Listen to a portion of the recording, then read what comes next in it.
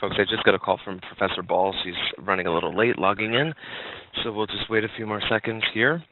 In the meantime, I'll just go ahead and do some preemptive housekeeping. Our next meeting is going to be on the 25th, and that's going to be a DLISSA Executive Board information session. We're still looking for volunteers, some of you first-year students especially, to join the Executive Board. So I'm going to prep some materials laying out what the jobs are, and we'll be discussing that on the 25th. So without further ado, Professor Ball, you're in the room. Take a few moments to set up, and then you can just unmute yourself whenever you're ready, and I will pass the ball to you. Okay, I think I'm ready, unmuted. You can pass the literal and figurative ball to me. Passing the ball to Ball. Thank you. Okay, I have the ball. Hi, everyone. I don't know. I apologize for being late. I was in the wrong WebEx link. So I don't know if Michael has introduced me. My name is Heather Ball. I am a Student Success Librarian at St. John's, obviously. Can everyone see my screen?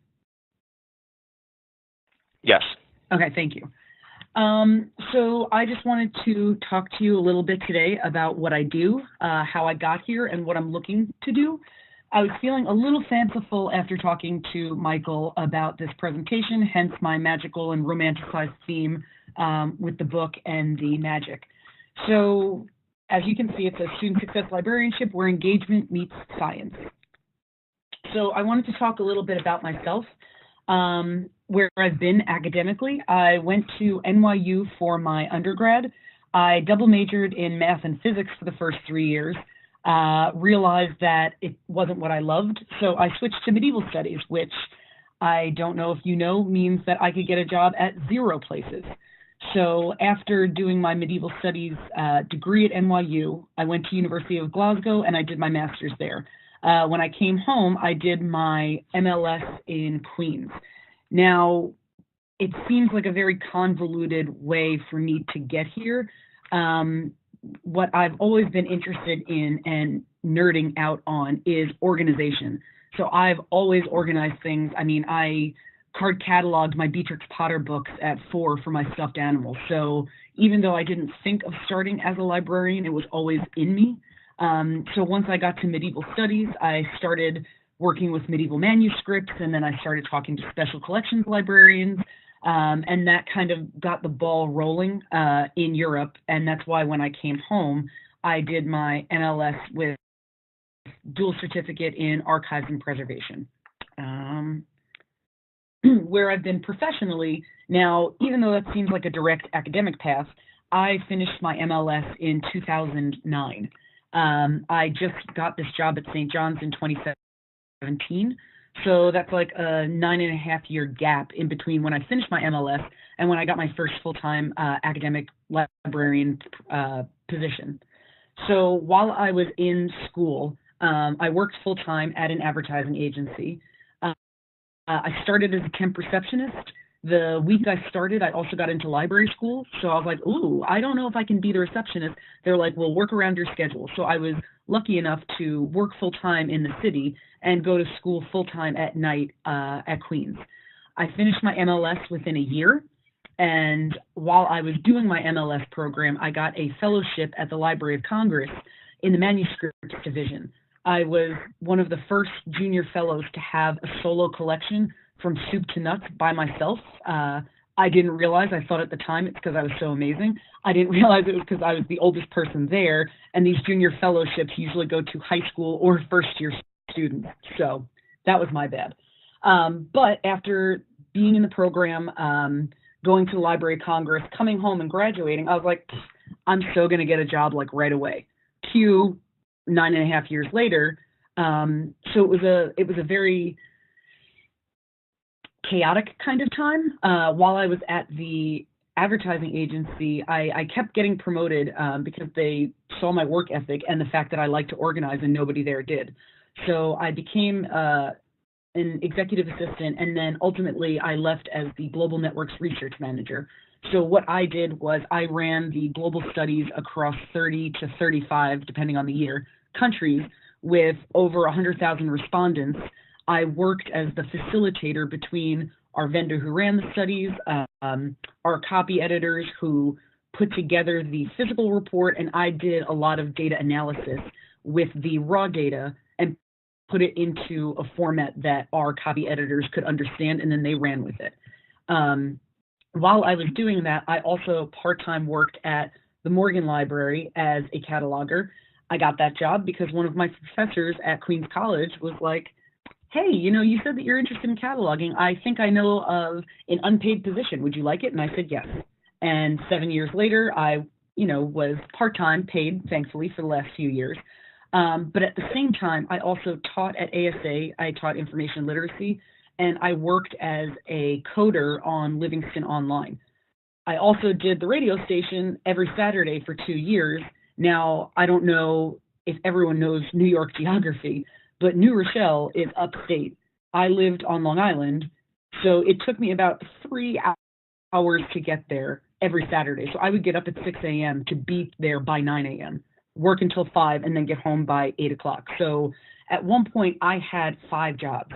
After going to library school full time, I realized if I had that much time to do work at night, I had that much time to fill with doing odds and ends library jobs that could give me the experience. Like I said, the Morgan and Livingston Online were unpaid, but those 2 unpaid part-time positions practically launched my career.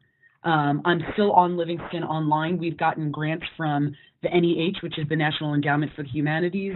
The Smithsonian has worked with us, and the Morgan Library. Because of that, I now have an in-depth knowledge of SQL queries, databases, Voyager cataloging, metadata across several languages or formats. So without those unpaid positions, I would not have been such a robust candidate when I finally came to St. John's.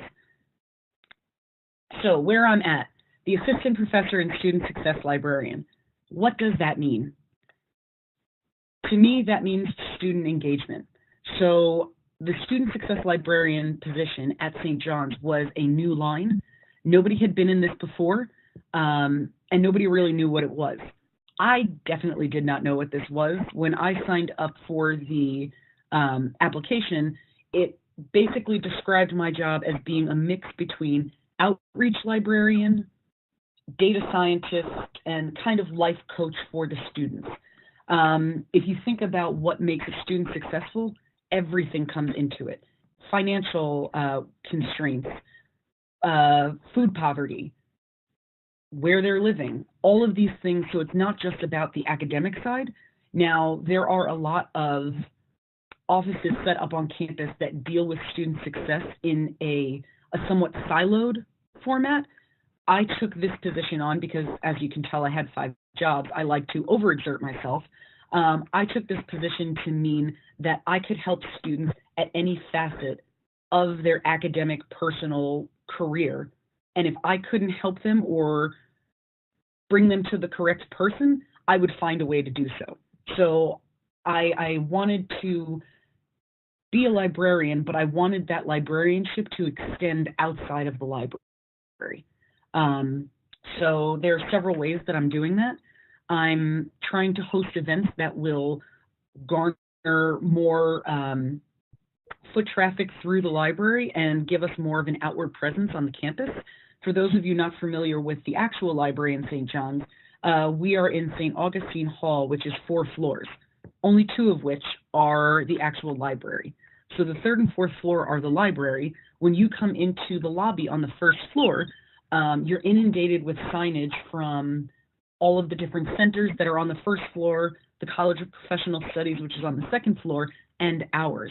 So while I don't like to think so, realistically, it is possible to come into St. Augustine Hall and not realize the library is there. So in order for me to help students be successful, I first had to let them know where we are. Monday will be my first event, and it's a de-stress fest in the library. It's a partnership between the library, student wellness, and an outside vendor called Stress Busters.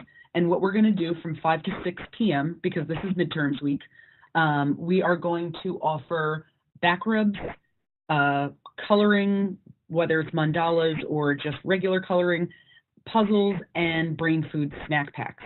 What, you may ask, does this have to do with the library? Nothing. But by forming these kind of inter-campus partnerships and collaborations, it then brings our name out into the forefront, and it brings in the people or the students who work with these other departments into the library. And I can be a very intrusive person, so if I see somebody who's walking around with a confused look on their face, I will go and introduce myself.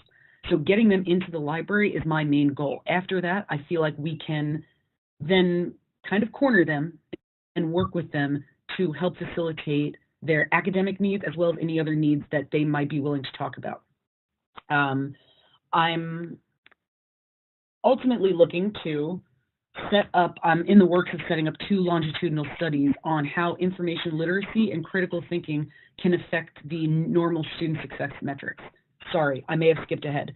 In the lit review that I did in getting this position, and once I was in this position, I had to find out what student success meant and how it was being categorically measured, not just within the university, but across universities and colleges nationally. So the metrics that are most important for student success are retention year over year, graduation rates, and their overall GPAs.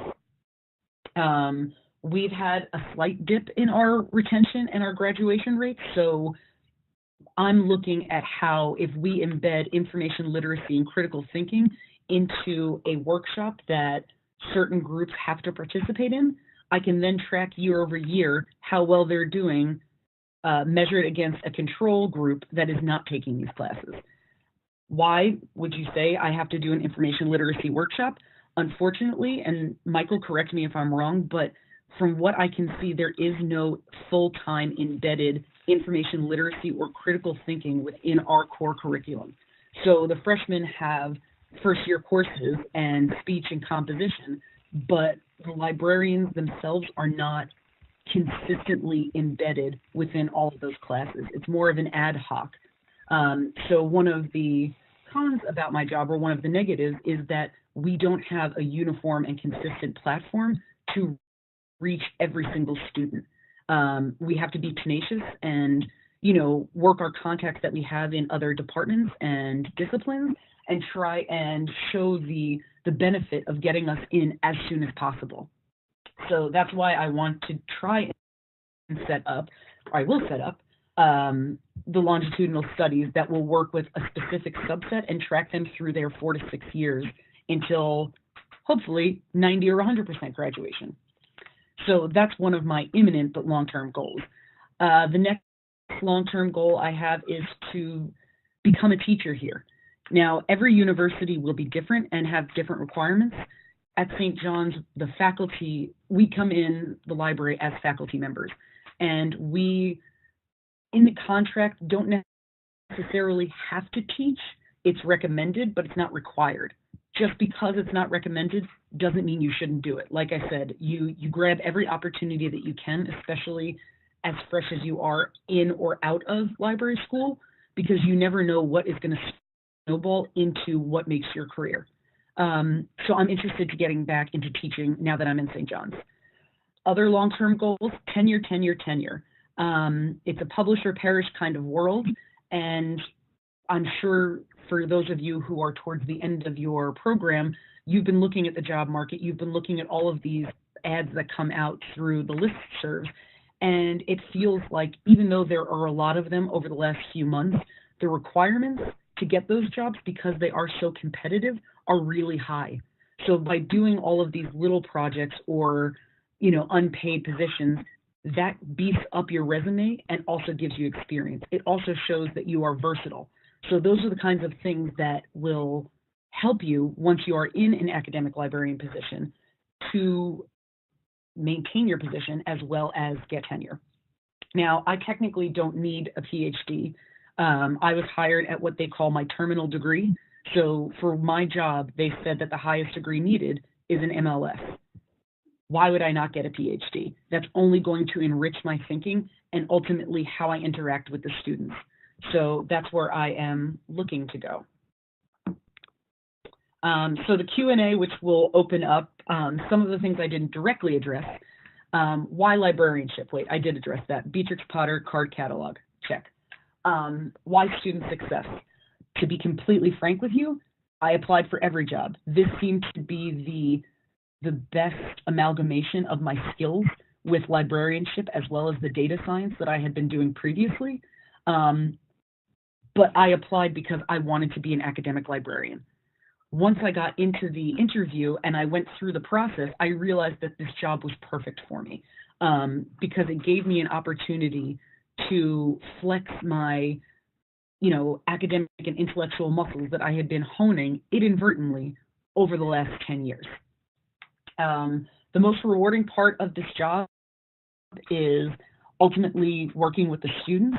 Some of the events that I've been at, I give my card out like it's my job. I'm trying to get one person to respond to me so that I can start that dialogue with a student. So everywhere I go, I'm just like passing out my business cards, like I said, it's my job.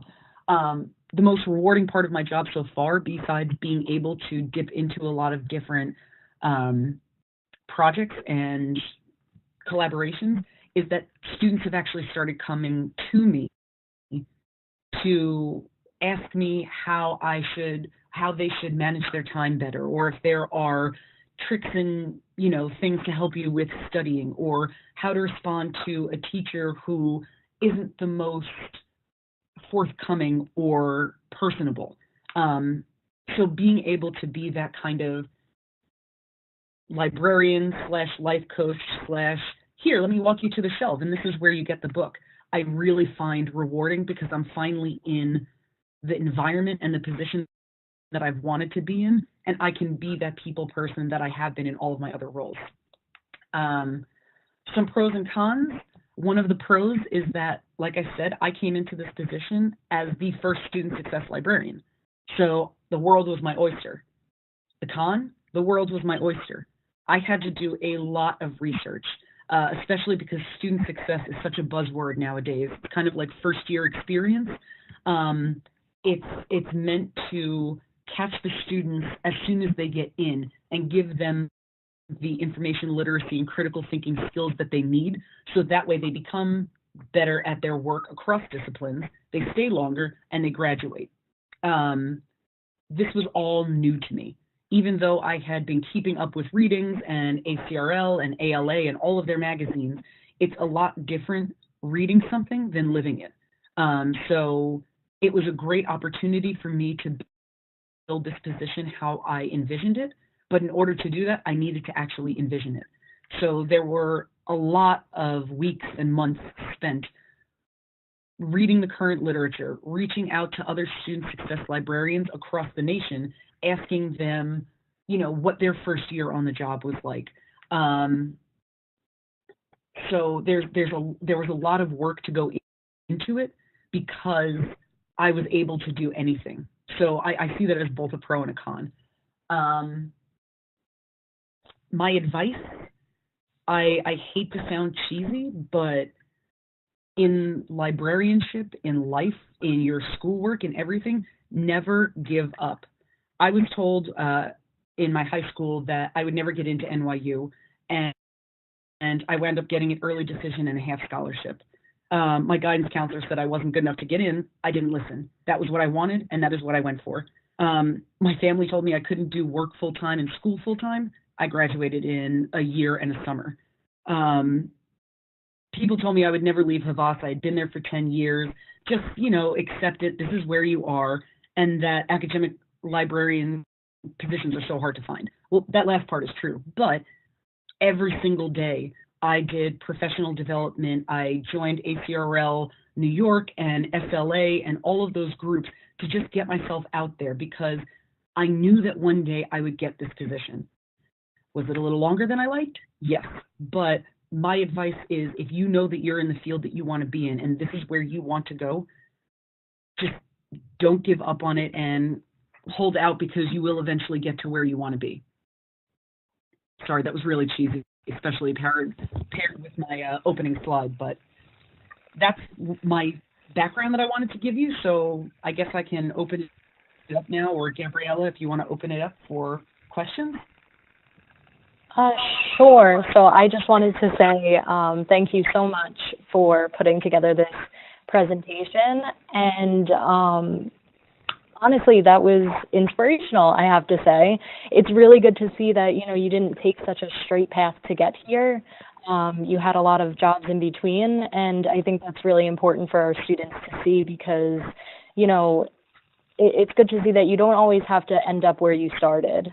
So, yeah, that was really interesting. And I also have to say that I did my undergrad here, and I really do wish that we had learned more information literacy skills, just because I feel like it would have been really helpful to connect with a librarian from freshman year and just develop that relationship. So, yeah, I don't know if anybody has any questions right now. I guess, Michael, you could see if there's anything going on in the chat.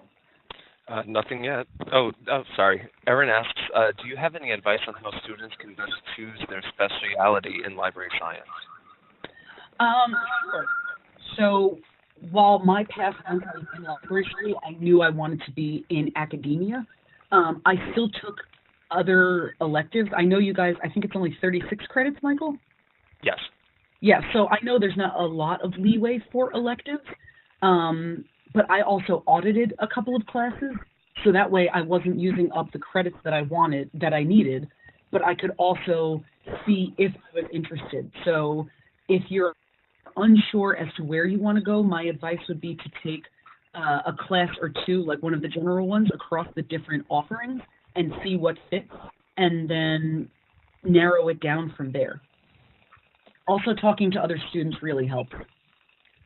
Yeah, that's what I would add. I would add that here in DLIS, we're about to enter, next week begins our registration advisement period, and that's a few weeks where you'll have the opportunity to meet with your advisor. So if you already have a specialization in mind, and you can choose your advisor. But if you're kind of questioning, if you're as yet undecided as to what you want to specialize in, first of all, you don't have to specialize in anything. You're going to graduate with an MSLIS, and that's pretty much a master's in generalia. So you're going to learn how to do research. You're going to have all of the fundamentals of the profession down when you graduate. So you really don't have to choose a specialization. It doesn't appear on your degree. You're not going to be MSLIS archives. We don't do that. Queens, what Heather earns, she has specializations that are categorized on her degree. We don't have that here. So you're just getting the MSLIS. You don't need the specialization. It's a short answer. So Nicolas asks, are you open to talk to DLIS students, Professor Ball? Absolutely. You asked, I'll be there. Right, so I'll make sure that her contact information is pinned with the video when it goes out. I have a question. You mentioned the core and the fact that there's no information literacy built into the core, and Gabriella just did as well. What other cultural idiosyncrasies did you encounter when you started here? Throwing me on the spot for a politic question. Okay, I see how this is. Well, I mean, this was my first academic library. And so I just chalked everything up to it being an academic library, and then I had to say, well, maybe it's because we're private, and then I had to say, maybe because we're Catholic. Like, I kept trying to find answers to questions, and then I just realized, oh, actually, the person that I'm talking to doesn't know what she's doing. Yeah, I think one of the things that struck me the most was, in my head, this academic librarian position was going to be like my utopia. Everybody was just going to get along and everyone would work together and it would magically sync up. And I was lucky, very lucky, at the Morgan and with Livingston Online. I was a part of such small teams, and I like to say that they, like, my parents, raised me, but they professionally raised me. My two mentors at the Morgan and Livingston, they were absolutely egoless. They had no qualms of sitting down with me, even though they were the director and I was a lowly part-time cataloger, of which they had 10. If I had a question, they would sit down with me and be like, let's figure this out. there was no ego or no hierarchy. So I, on my part-time jobs for 10 years, that's how I assumed all places were. Right. When I got here, there are silos within the library that don't have a lot of cross communication. Which, don't worry, I'm on like 12 committees here. I'm working on that.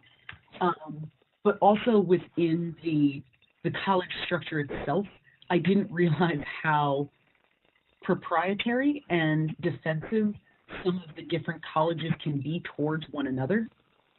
Because at the end of the day, I'm like, dude, who cares? Like, we're here to help the students. Whatever is going to work, let's just try it. So coming up against that, kind of dampened my idealistic enthusiasm, but it's bounced back and I'm ready to go.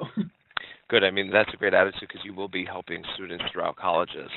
I am not burdened with that. My allegiance is to St. John's College above all others. So let me be ambiguous. Another question I have is that you said you've leaned on other student success librarians across the country. Is there a division within ACRL, or how did you find that community?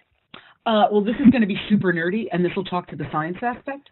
When I went for this interview, I memorized and printed out every freaking thing I could find on the St. John's website across different offices as well as the library. One of the things that I found was the Office of Institutional Research, and they ran yearly studies both internally and externally as part of a national grid. The one survey that I memorized was the IPEDS. I can't remember what it stands for, but it's IP as in Patricia, ED as in dog, S. And that you can choose, I think the first 5 years that I looked at, we compared ourselves to 60 institutions across the United States. Now I was like, why would they pick these 60? It turns out that the office our office internally confers with other, I guess, offices whether it's the president or the provost, and they pick these 60 institutions, now we're down to 47, that they feel are comparable to what St. John's offers as a private 4-year Catholic degree granting institution, and they want to be compared to that. So all of our metrics, whether it's retention, graduation, our demographics, religious, all of these stats that we collect and then we put out to be compared to are then put up against these other 60 institutions. So I went through the list, and the top performing ones, I found the top performing ones within the last 2 or 3 years, looked at their library's website, and they had Student Success Librarians. So that's how I found who to reach out to, because I wanted to make sure I was reaching out to comparable institutions that we ourselves were trying to not imitate, but be on par with. That's excellent. All right. No questions so far, but we do have a comment. I don't have a question, but hearing that people that kept telling you you couldn't do it and you went ahead and did it anyway is so amazing and inspiring. Oh, thank you. My parents used to think I was stubborn and bullheaded, so I'm glad that there's a positive spin on it. Right. So the iPads, I just looked it up because I got a question earlier today from an undergraduate student who wanted to know if one has to be Catholic to attend St. John's. So I'll definitely comb over this iPad, the Integrated Post-Secondary Education Data System. Tip of my tongue, that's what I was going to say. So I'll look at the demographics there and answer her question. Yes, you absolutely. Nicolas wants to know what PhD are you interested in? And I'll add to that, is there any program that's in the forefront of your mind? Oh, that's a very interesting question. You guys will be the first ones to hear of it as I'm still ferreting it out. One thing that I should mention, and I think it's very good that our dean does this, and it makes it easier for me because I was going to do it anyway. She is a big proponent of secondary research. So while I'm looking to and going to publish on information literacy or academic librarianship, she also very much wants us to keep alive our secondary lines of research. It's not required at most institutions to have a second master's. However, it's preferred, and usually it's a requirement for promotion. So if you aren't looking to get, there's some colleges that, don't give tenure to librarians, but if you weren't looking to move up, then theoretically you could get away with the MLS. I would recommend getting a second one, if for no other reason than it makes you more attractive as a candidate, and it shows that you're versatile in not only social sciences, but another discipline as well. So in keeping with that vein, I'm debating between doing a PhD in strict medieval studies or doing some kind of information literacy education PhD. What I ideally would love to do is a PhD in digital humanities, because the Livingston online work that I did, just a little bit more about that. I started as a researcher. I was in Queens College, and we had to find an internship. I, of course, make everything difficult because I'm Irish Catholic and I'm a glutton for punishment. So I wanted to intern from Queens at the Walters Art Museum in Baltimore 1 day a week. As I'm saying this out loud, I'm like, what was I thinking? So I reached out to the Archimedes Palimpsest and reached out to their manager, Mike Toth, and said, I would love to come there once a week and be your intern. He's like, that's adorable. It's probably not going to work. We need somebody 3 times a week. But have you met my friend Adrian, who's doing a similar project in New York through CUNY? So I sat down with Adrian, and he was like, have you any experience coding? And I'm like, no. He's like, do you know anything about Victorian studies? I'm like, 1455 is like my end date. No. He's like, great. I think you'll be great on this project. I was like, okay. So he took me on as just a general researcher because we were redoing the website at that point. So we were doing multispectral imaging of these texts from David Livingstone written in the 1850s to 80s. But he had been writing in Africa with ink that he made himself on the fly. So long story short, that ink disappeared. What we did was we mimicked what the Walters Art Museum did with the Archimedes Palimpsest, and we used the multispectral imaging process to recover the lost text from underneath. So I spent a lot of time researching that and just learning my way around that. And with a science background, I felt like I could. And then just slowly and surely, he gave me like some coding work to do. He taught me how to do this. You know, he gave me transcriptions and proofs and images. And he's like, what do you think about all of this? So he kind of inadvertently trained me to be that kind of coder. This is called digital humanities. So you're looking at the humanities from a technological aspect instead of a straight history, literature kind of thing. Unfortunately, the only digital humanities, because it's such a new field, the only PhD is in King's College, London, and they don't let you commute. I've already checked. So ideally, I would love to do a PhD like that somewhere. So hopefully in the next couple of years, someone will make one, or I will cobble one together at institution, and we can go from there. And you asked, sorry, what institution? So I've been looking at, obviously, St. John's, but also the universities in the area. So NYU, Columbia, CUNY, and I know it's a stretch, but I'm still looking at Yale because they have such nice, like, peacock blue graduation robes, and that's really what's driving my decision, so.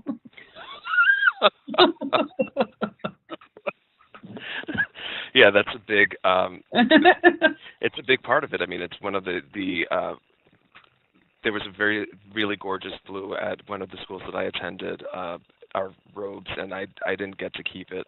And it's a shame, but yeah, the Juilliard blue is actually gorgeous. Well, and especially like the student convocations every year, I didn't realize you can dress up for it. Well, not dress up. I know, wear your academic robes, but it's like a dress-up party to me. So I'm like, oh no, it is. Everybody else is going to be in black or red. I gotta stand out in blue. Yeah. It's a very nice periwinkle, so I'm also seriously considering them. Yeah, Dr. Ryu went to UT. He got his PhD from University of Texas at Austin, so he has that burnt orange. Oof. Yeah, and it's velvet, and it's thick, and it weighs probably 45 pounds. So yeah, that's a big part of the decision, obviously. Of course it is. Because anything beyond the terminal degree definitely requires a fashion show. Well, especially because from the PhDs that I've seen, most of them waive the tuition. So they waive the tuition and they give you a stipend in what's the word? Trading teaching. So I'm like, it doesn't really matter which one costs more because they're all ultimately going to waive it. So what's the next factor? Robes. Sounds good. Well, if there are any other questions, I did drop a few links to the Livingston Online website. It looks fascinating. So those links are in the chat, so anybody who's following along, you can get to that right away if you're interested in checking out what Professor Ball was talking about. Any other questions? I just wanted to say one more thing about the Livingston Online project. I kind of fell, like I said, ass backwards into that. And it ultimately was one of the best things that ever happened to me, because I was responsible, after he saw how nerdy and anal I was with rules and kind of cataloging in a sense, he put me in charge of creating our coding manual. So it's on there in one of those links. If you look at the coding manual, we went from like a 10-page coding manual to I think we're at 488 pages in GitHub with all the explanations. So I was able to learn PEI and XML, and because of my librarian skills, he trusted me to codify all of that, and I became the, the coordinating project scholar and the manager of the coding manual for the Transatlantic national team. So you never know when your librarian skills are going to pop up in the most unlikely of places and be an asset to you. Absolutely. I mean, I've written, I think, 7 or 8 different manuals in different places that I've worked, and it's probably one of my favorite things to do. I know. Because you're transitioning, you're taking a physical process and describing it in a way that it can be replicated, but you're also providing backgrounds like the policies and procedures that make that process necessary, and you can talk about goals, and it really helps to articulate your work. Get into the habit of articulating your processes and describing what you're doing. You take that with you, and you really become analytical in how you perceive other things that are happening at the organization. So you can really break down by department, and it's something I wish I could do full time, just go from place to place telling them how to live their lives. That's academic and personal, come on. Yeah. But no, it's true, and being able to distill a project, especially such a chaotic project, because we have between 12 to 15 members on our team, none of whom live in the same state or time zone. So being able to take what could have been a chaotic project and distilling it down into formulas, in a sense, and rules is really great, but it also gives you the transferable skill set. There's another buzzword to put on your resume, cover letter. It gives you the transferable skill set of being able to walk into any kind of project and manage it and break it down into what's important and lay things out categorically and chronologically. So yeah, I'm very happy that I was able to do that, and I'm thankful every day that I got to. Excellent. Well, thank you so much for coming in. Gabriella, is there anything you'd like to say? No, I think we're all set, and thank you again, Heather. No, anytime. Thank you guys for tuning in and listening. Yeah, well, actually, quickly, Gabriella, can you just tell everybody how you two met? Sure. So basically, St. John's campus was having a wellness fair, I believe it was, right outside St. Augustine, which is where the library is located. And Heather here was standing at a table for time management, I believe. And she handed me her business card, and I didn't look down at the moment, but when I went back inside the library, I noticed that it said Student Success Librarian, so I went back out to talk to her because the library student that I am needed to make a connection with a librarian. So that's how we met, and I'm very glad we did, and very glad that you were able to share all this information with our students here. Well, I'm very glad we met as well, and everyone, please feel free to email me if you have questions or if you want to talk more. I'm always open for chatting. All right, well, that's going to wrap it up. I just want to let everybody know that our next webinar is going to be on October 25th, 2018. I said this at the beginning. It's a DLISSA Executive Board information session. We're still looking for some first-year students to step up and join the Executive Board.